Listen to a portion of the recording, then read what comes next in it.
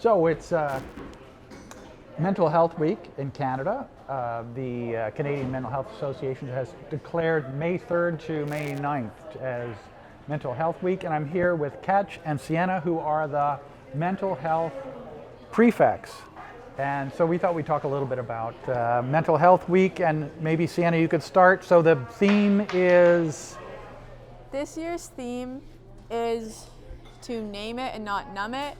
And so that whole idea is about being able to acknowledge our emotions and just fully experience them, not to push them away or to repress them, but to let your emotions exist as they are and acknowledge them for what they are. So if you're angry, be angry. If you're sad, accept that you're sad. It's okay.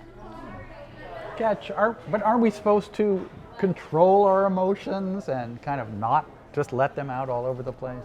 I think it's really important to feel our emotions, and especially with things like crying, where that's a natural biological response that helps us calm down and helps us deal with our emotions. And we shouldn't try to control our emotions and what we feel. We should feel our emotions. What we can do is control our responses and how we behave towards others and ourselves. Mm-hmm.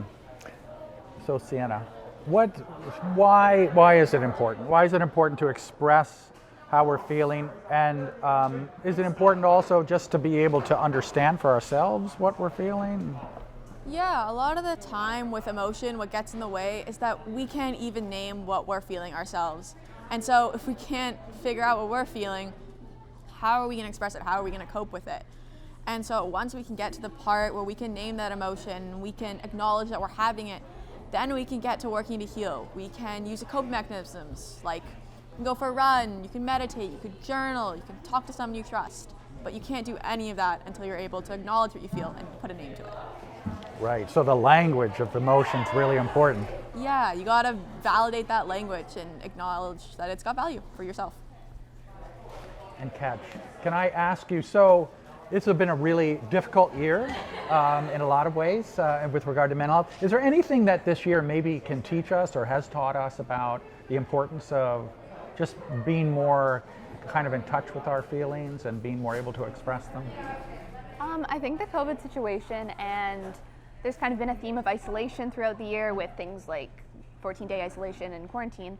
I think it shows us how important it is to reach out to others and have some introspection with that kind of idea of aloneness and thinking about ourselves, and then also reaching out and making sure that we are keeping those connections as much as possible.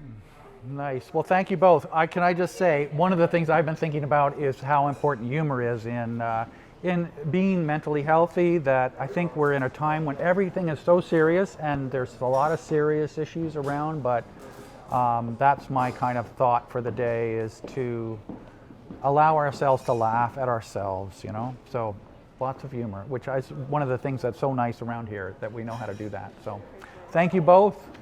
And have a great Mental Health Week. Okay. Some people have everything and other people don't. But everything don't mean a thing if it ain't the thing you want. Express yourself.